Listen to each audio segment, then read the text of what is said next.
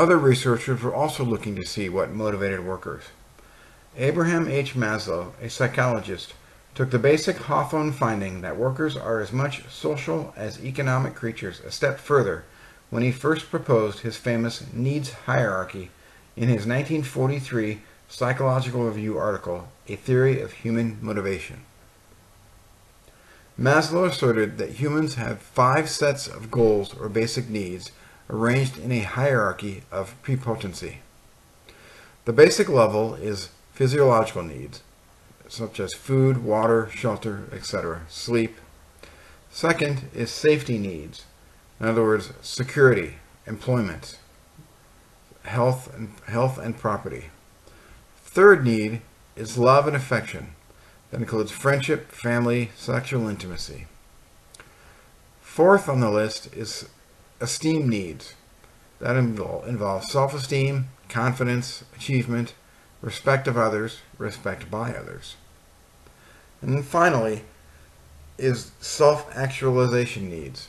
That involves morality, creativity, spontaneity, problem solving, lack of prejudice, and acceptance of facts.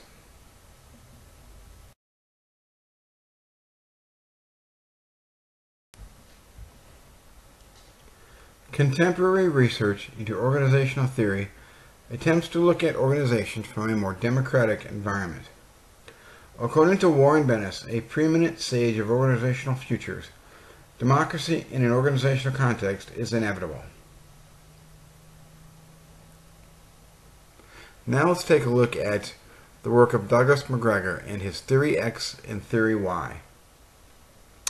In his 1960 book, The Human Side of Enterprise, he popularized the contending concepts of managerial philosophy with his now famous Theory X and Theory Y sets of assumptions.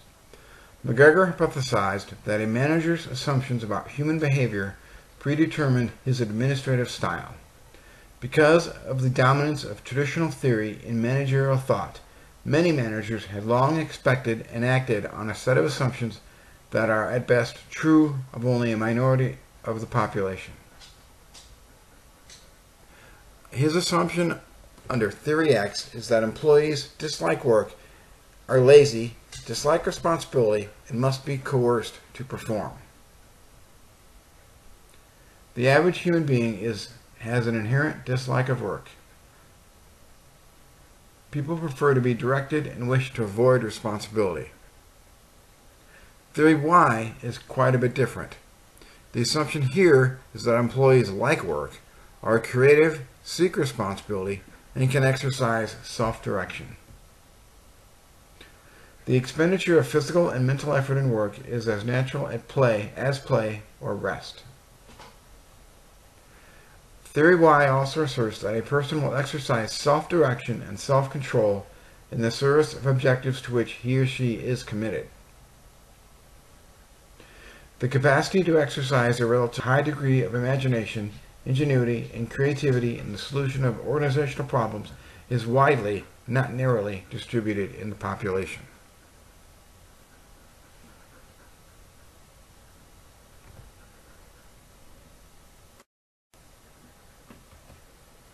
Now let's take a look back to look at the future of organizations. In 1952, administrative historian Dwight Waldo prophesied a future society in which bureaucracy, in the Weberian sense, would have been replaced by a more democratic, more flexible, though more complex form of large-scale organization. He labeled these post-bureaucratic organizations. In the 1960s, Warren G. Bennis made a term particularly his own, with a series of articles and books predicting the end of bureaucracy. In its place, Bennis wrote in The Temporary Society that there will be adaptive, rapidly changing temporary systems. Alvin Toffler, in his 1970 worldwide bestseller, Future Shock, gave popularity to the post-bureaucratic lack of structure. He labeled this adhocracy for the fast-moving, information-rich, kinetic organization of the future, filled with transient cells and extremely mobile organizations.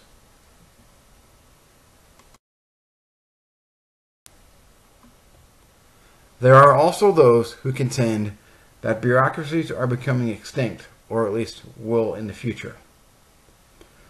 Their critics contend that those who argue against hierarchy are simply wrong, and all their proposals are based on an inadequate understanding of not only hierarchy, but also human nature. Hierarchical layers add value to organizations by separating tasks into manageable series of steps. One view about bureaucracies is labeled postmodernism. Nothing is changing bureaucracies, both public and private, faster than postmodernism. It is an ism that embraces constant change and accepts as new facts of life that large organizations today are living on the edge, on the boundary between order and chaos. And by chaos, they refer to a pervasive condition of unpredictability and complexity. For public administrators, postmodern public administration represents a bundle of theories about perceptions in the social construction of reality. One of these theories is the feminist perspective. From the feminist perspective, feminist organizational analysis such as Joanne Acker have argued that long-standing male control of organizations has been accompanied and maintained by male perspectives of organizational theory.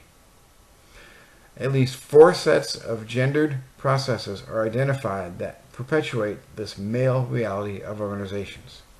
They include that gender divisions produce gender patterning of jobs, and creation of masculine organizational symbols and images, and that interactions characterize dominance and subordination, and finally, that the internal mental work of individuals as they consciously construct their understandings of the organization's gender structure of work and opportunity and the demands for gender-appropriate behaviors and attitudes.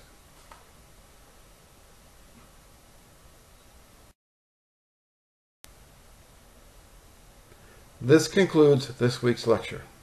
Be sure to read the Kong article, The Development of Strategic Management in the Nonprofit Context, Intellectual Capital in Social Service Nonprofit Organizations, before you answer the discussion questions and the assignments for this week.